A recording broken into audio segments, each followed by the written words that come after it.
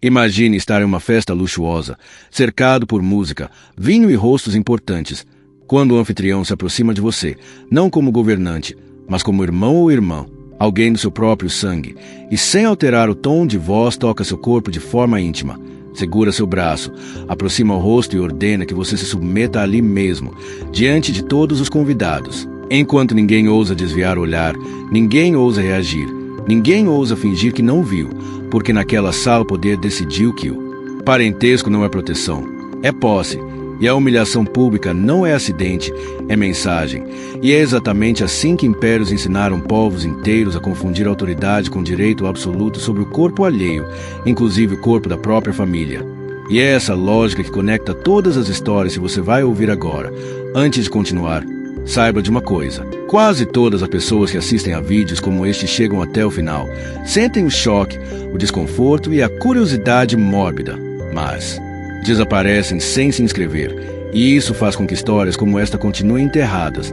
Então, antes mesmo de começarmos de verdade, se você quer entender até onde o poder humano pode se corromper quando ninguém ousa dizer não, inscreva-se agora, porque o que você está prestes a ouvir foi normalizado por impérios inteiros e repetido ao longo de séculos. Imagine viver em um mundo onde o governante não apenas controla sua vida e sua morte, mas também decide quem você deve amar, quem você deve tocar e quem será usado como símbolo público de dominação.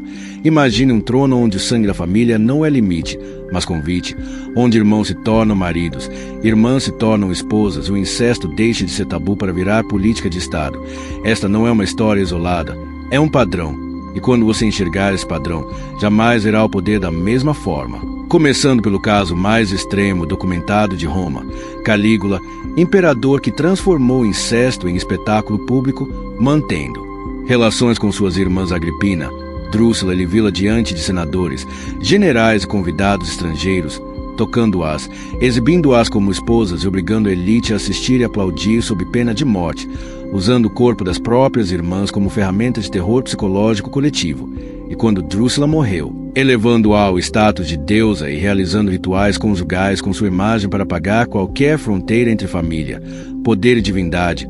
Em seguida vem o Egito Ptolomaico, onde Cleópatra e seus irmãos foram forçados a casamentos cerimoniais públicos para legitimar o trono, não por escolha ou desejo, mas porque a dinastia acreditava que o sangue real não podia ser misturado, e assim irmãos adolescentes eram apresentados como maridos enquanto a rainha exercia controle absoluto, criando uma corte onde o abuso era ritualizado, normalizado e envolto em ouro, incenso e religião.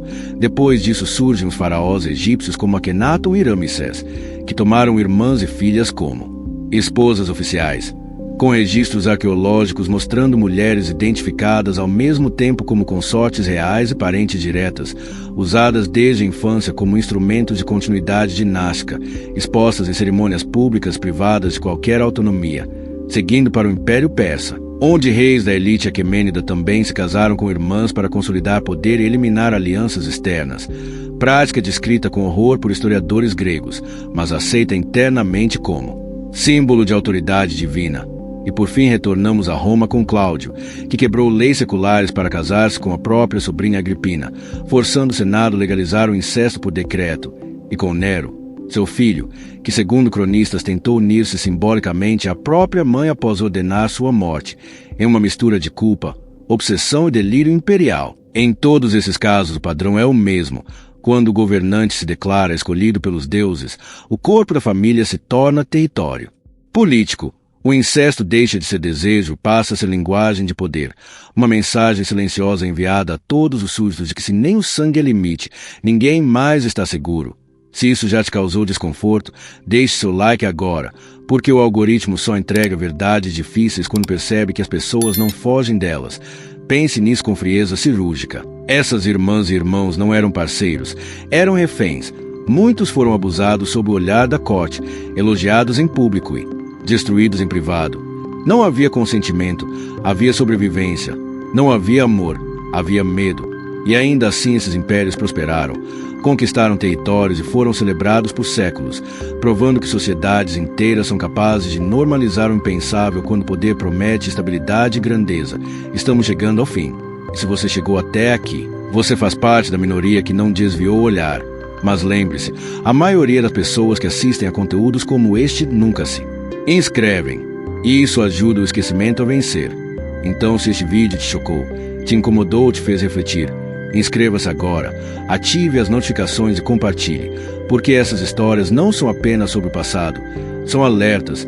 Sempre que o poder se concentra demais e líderes se colocam acima da lei, da moral e da própria família, o resultado tende a ser o mesmo. O incesto imperial não foi exceção, foi sintoma. Ignorar sintomas é a forma mais rápida de permitir que a doença volte.